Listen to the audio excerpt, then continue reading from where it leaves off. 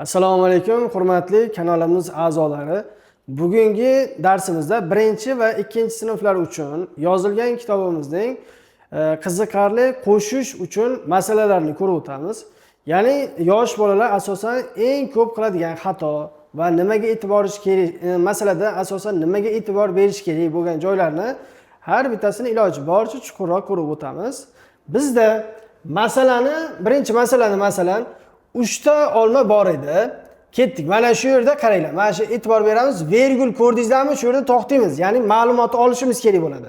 Birinchisi 3 ta olma bor edi. Bo'ldi. Vergul bekorga berilmagan. Shu yergacha vergulgacha bo'lgan ma'lumotni nima qilishimiz kerak? Olishimiz kerak. 3 ta olma bor edi desa, demak 3 ta olmamiz bor. Ayramizmi, qo'shamizmi, keyingi gaplarda ma'lum bo'ladi. Va yana 2 ta olma qo'shildi deyapti. Ya'ni o'zi aytayapti. Keyingi gapda o'sha ma'lumotni yana olamiz. Nuqtagacha o'qiymizda, yana nima qilamiz? Ma'lumot olamiz. Yana 2 ta olma qo'shildi. Nima deyapti? Qo'shilgan ekan, yana 2 ta olma. Natijasi nechta olma bo'ldi demoqchi. Ya'ni jami nechta olma bo'ldi deb so'rayapti. Ya'ni savolda. Endi buni so'ramoqchi bo'lsa, ya'ni buni natijasini olmoqchi bo'lsak, qo'shish usulini ko'rganmiz. Ya'ni nima qilamiz?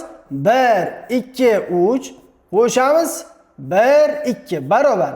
Ya'ni olmalarimiz soni 3 taga qo'shishimiz kerak ekan, nimani? 2 tani.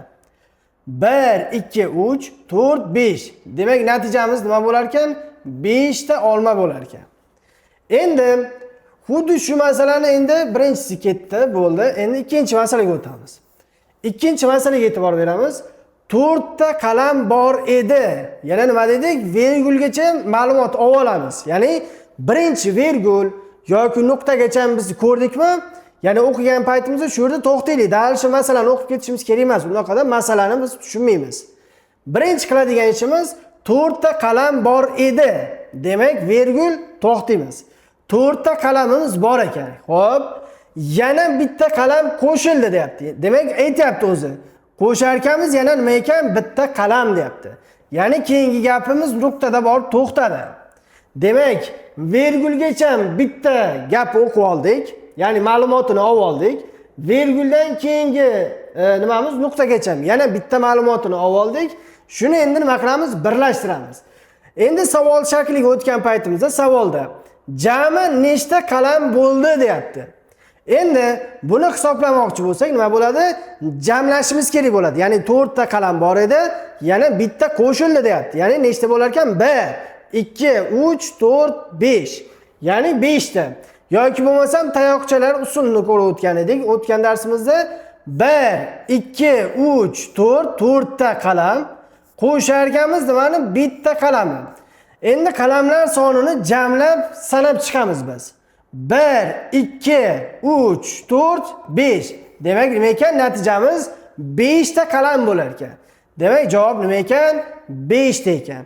Endi 3-masalaga o'tadigan bo'lsak, qaranglar, 3-masalada 5 ta to'p bor edi. Mana vergul, mana shu vergulda to'xtaymiz. Demak, qaranglar, 5 ta nima bor ekan? To'p bor edi deyapti. Yozamiz. 5 ta to'p bor ekan. Bu yerda qo'shish yoki ayirish, bo'lish, ko'paytirish masalaga kelgan paytimizda, ya'ni undalishda davom etamiz. Bu yerda qo'shamizmi yoki ayiramizmi degan joyni nima qilamiz? Masaladan keyingi gapda nima qilib olamiz? Ma'lumotni olamiz. Yana xo'p, 5 ta to'p bor edi, oldik ma'lumotni va yana deyapti 3 ta to'p qo'shildi deyapti. Qo'sharkamiz nechta to'p qo'shilibdi? 3 ta. Barobar endi 5 ta to'pimizga yana kelibdiki, nima bo'libdi? Yana 3 ta to'p kelib qo'shilgan. Ya'ni 3 ta to'p qo'shib olishibdi. Endi jami nechta to'p bo'ldi desa, nima qilamiz? 1, 2, 3, 4, 5 qo'shamiz 1, 2, 3 barobar jami nechta to'p bo'ldi? Shuni sanaymiz endi. Ya'ni jamlashimiz kerak endi. 1, 2, 3, 4, 5, 6, 7, 8. Xo'p, natijamiz nima ekan? 8. Xo'p, 8 ni qo'yamiz. Jami. Xo'p, nima ekan? To'plarimiz soni 8 ta ekan. Endi 4-masalaga o'tadigan bo'lsak, xo'p, bu qismini o'chirib yuboramiz. Xo'p, 4-masalamiz, ya'ni bu yoqda. Endi qaranglar. 2 ta baliq bor edi. Demak, mana shu yerga virgulgacha ma'lumotni oldik. Nima ekan? Ikkita balig'imiz bor ekan.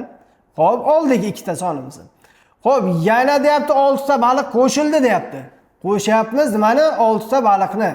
Ya'ni jami nechta baliq bo'ldi deb so'rayapti endi bu yoqda. Endi bu yoqda nima qilamiz? 1 2 qo'shamiz. 1 2 3 4 5 6 barobar. Endi baliqlar sonini jamlashimiz uchun nima qilamiz? Mana bu tayoqchalarimizni sanab chiqamiz. Ya'ni ikkita tayoqcha qo'shilgan 6 ta. 1 2 3 4 5 6 7 8. Javobimiz nima ekan? 8 bo'lar ekan. Endi yana birgalikda iloji boricha masalani 5-masalaga yondashamiz. Endi qaranglar. 7 ta konfet bor edi deyapti. Bo'ldi. Virgul to'xtaymiz. Mana shu yerda. 7 ta konfet bor edi. Bo'ldi. Mana shu yerda ma'lumotni olib olishimiz kerak. Yana nima ekan? Virgulgacha to'xtadik. Ya'ni virgul ko'rdikmi, shu yerga to'xtaylik. Darsni o'qib ketmaymiz. Endi 7 ta nima ekan? Konfetimiz bor ekan. Qo'shamiz. Yana 2 ta konfet qo'shildi deyapti. Nima deyapti? Mana bu virguldan keyingi gapga qaraymiz. Yana qayerdan? Yo nuqtada yoki bo'lmasa virgulda to'xtashimiz kerak. Demak, yana 2 ta konfet qo'shildi. Yana nima deyapti? 2 ta konfet qo'shilgan ekan. Endi barobar buni nima qilamiz? 7 ta konfetimizni tayoqchalar usuli bilan sanaymiz. Ketdik. 1 2 3 4 5 6 7 qo'shamiz. 2 tani 1 2 barobar. Endi konfetlar sonini, ya'ni jamlab olishimiz uchun nima qilamiz? Hammasini birma-bir sanaymiz. 1 2 3 4 5 6 7 8 9. Demak, natijasi nima ekan? 9 ta konfetimiz bor ekan jami. Endi 6-masalani ko'radigan bo'lsak, qaranglar, yana nima qilamiz? Virgul. Mana shu virgulgacha nima qilishimiz kerak? Ma'lumotni olishimiz kerak bo'ladi. Bitta kitob bor edi. Ketdik. Bitta kitob bor ekan. Xo'p, yozamiz. Bitta kitob bor ekan. Yana 8 ta kitob qo'shildi. Demak, nima deyapti? Yana 8 ta kitob qo'shildi deyapti. Qo'shamiz 8 ta kitobni. Endi bunda ham jami savol qismida nima deyapti? Jami nechta kitob bo'ldi deyapti. O'sha savolni aniq beryapti mana bu yoqda. Xo'p. Endi 1 qo'shamiz 8. Yoki bo'lmasa buni osonroq usuli bor edi. 8 tani faraz qilamiz miyamizda, ya'ni 8 tani eslab qolamiz. 8 ga nimani qo'shishimiz kerak? 1 qo'shishimiz kerak. Ya'ni nima qilamiz? Mana shu qismini o'chirib yuboramiz-da. Nima qilamiz? 8 qo'shilgan 1 desak, 8 dan keyin nima qo'shishimiz kerak? 1 qo'shishimiz kerak. 8 dan keyin nima keladi? 9. Ya'ni 1 qo'shganimizdan keyin nima bo'ladi? 9. 8 qo'shilgan 1 deganimizdan keyin 8 ga 1 qo'shing deyapti. Ya'ni 8 dan keyin keladigan sonimiz bitta, undan keyin keladigan sonimiz nima bo'ladi? 9 bo'ladi. Shuni so'rayapti. Xo'p, demak, yana bir marta takrorlab olamiz shu masalani. Bitta kitob bor edi, yana 8 ta kitob qo'shildi. Demak, mana bitta kitob bor edi, yana 8 ta kitob nima bo'ldi? Qo'shildi.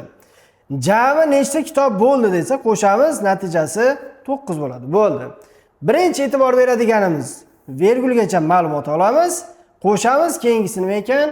Ikkinchi nuqtagacha bo'lganini o'qib chiqamiz, ma'lumotini, ikkinchi ma'lumotni nima qilamiz? Bir-biriga jamlab olishimiz kerak bo'ladi. Xo'p, keyingi 7-masalani ko'radigan bo'lsak, xo'p, endi 7-masalada qaranglar, 7-masalada 6 ta gul bor edi deyapti. Demak, nima ekan? Mana shu yergacha o'qiganimizda nima ekan? Gullarimizning soni 6 ta ekan. Xo'p, mana 6 ta gul bor ekan. Endi keyingi nuqtagacha yoki virgulgacha nima bor ekan? Yana deyapti 3 ta gul qo'shildi deyapti. Yana nima ekan? 3 ta gul qo'shilgan ekan. Qo'shamiz 3 ta gulni. Endi 6 ta gulga qo'shamiz nimani? 3 ta gulni. Buni sanashimiz nima bo'ladi? 1 2 3 4 5 6. Qo'shamiz nima ekan? 1 2 3. Jamlasak 1 2 3 4 5 6 7 8 9. Demak, gullarimiz soni nechta ekan? 9 ta ekan. Demak, mana shunday qilib ma'lumotni olib, dalchi masalani tushunib olib ketaveramiz. Endi 8-masalaga qaraymiz yana. 4 ta mashina bor edi deyapti. Yana nima qilamiz? Vergul yoki nuqtagacha ma'lumotni olib olamiz. 4 ta mashina bor edi. 4 ta mashina bor ekan. Endi verguldan keyingi gap o'qiymiz. Yana deyapti. 4 ta mashina qo'shildi. Qo'shar ekanmiz, yana nima ekan? 4 ta mashina deyapti. Endi 4 ta mashina bor ekan. Qo'shamiz yana 4 tani deyapti. Nima qilamiz? 4 ta tayoqchani qo'shamiz. 1 2 3 4 qo'shamiz. Xo'p, 1 2 3 4 barobar. Endi tayoqchalarimiz soni mashinalar soni degani. Dalshi davom etamiz. 1 2 3 4 5 6 7 8. Demak, nima ekan? 8 ta mashina bor ekan bizda. Yana shu masalaga qaytamiz. 4 ta mashina bor edi. Demak, mana 4 ta mashinani oldik, mana. Xo'p, keyingisi qo'shilgan yana deyapti 4 ta mashina qo'shildi deyapti. Qo'shyapmiz 4 ta mashinani. Teng bo'ldi, nima ekan? 8 ta deyapmiz. 8 tani biz nima dedik? Tayoqchalar usuldan foydalanib yechdik. Endi 9-masalaga o'tadigan bo'lsak, 5 ta bola bor edi. Yana nima qilamiz? Vergulgacha masalani o'qib olamiz, ma'lumot olamiz. Bolalar soni haqida gap ketyapti. Bu yerda nima ekan? 5 ta bola bor ekan. Mana 5 ta bola endi bor edi deyapti. Yana bitta bola keldi deyapti. Jami nechta bola bo'ldi deyapti. Savol qismiga qaraymiz. Qaranglar. 5 ta bola bor ekan, qo'shilyapti. Ya'ni nima ekan? Bitta bola kelib qo'shilibdi. Qo'shamiz bir bolani. Jami deyapti. Nechta bola bo'ldi deyapti. Ya'ni savol qismida eng e'tibor beradigan joyimiz mana shu savol qismiga ham e'tibor berishimiz kerak. Sababi nimani so'rayapti? Bizga nima kerak? O'shani savol qismida olib olamiz. 5 ta bola bor edi. Qo'shyapti yana bitta bolani. Endi aytayapti, jami deyapti, nechta bola bo'ldi deyapti. Endi 5 ga qo'shadigan bo'lsak, biri, ya'ni 5 ga 5 dan keyin kelayotgan keyingi sonimiz nechi? 6 yoki bo'lsam tayoqchalar usuli bilan foydalansangiz ham bo'ladi. Masalan, 1 2 3 4 5 qo'shamiz 1 barobar. Xo'p, qarang, masalan 5 ta tayoqcha qo'shilgan 1. 1 2 3 4 5 6 jami nima ekan? Bolalar soni 6 ta bo'lar ekan. Ya'ni 5 ta tayoqchaga qo'shamiz, bitta tayoqchani teng bo'lar ekan 6 ta. Xuddi shunaqa qilib boshqa masalalarga ham shunday davom etsak bo'ladi. Va nima qilamiz? Buni o'chiramiz va keyingi 10-masalani ko'rsak bo'ladi. Masalan, va shu bilan keyin qolganini vazifa qilib beramiz. Xo'p, ana endi xo'sh.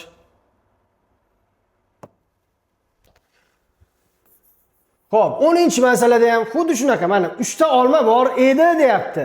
Ketdik. Masalani yana ham chuqurroq iloji boricha, yana ham mohiyatiga yetib, tushunadigan qilib maksimalni harakat qilaman tushuntirishga. Xo'p, ketdik. 3 ta nima deyapti? Olma bor edi deyapti. Ketdik. 3 ta olma bor ekan. Xo'p, yana 5 ta olma qo'shildi deyapti. Nima ekan? 5 ta olmani qo'shishimiz kerak ekan. O'zi 3 ta olmamiz bor ekan. Qo'shyapti nimani? Yana 5 ta olmani.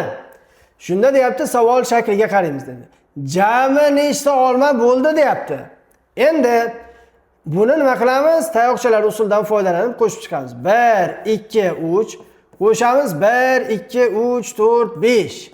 Demak, 3 ta olmaga nima qilyapti? 5 ta olmani qo'shsak, jamini tayoqchalari sanab chiqamiz. 1 2 3 4 5 6 7 8. Demak, javob nima ekan? 8 ta jami olma bo'pti ekan. Va qolgan mavzudagi masalalarimizni nima qilamiz? Mustaqil ravishda yechib ko'ramiz. Xo'p, masalalarimiz yoqqan bo'lsa, kanalimizga a'zo bo'lib qo'yamiz.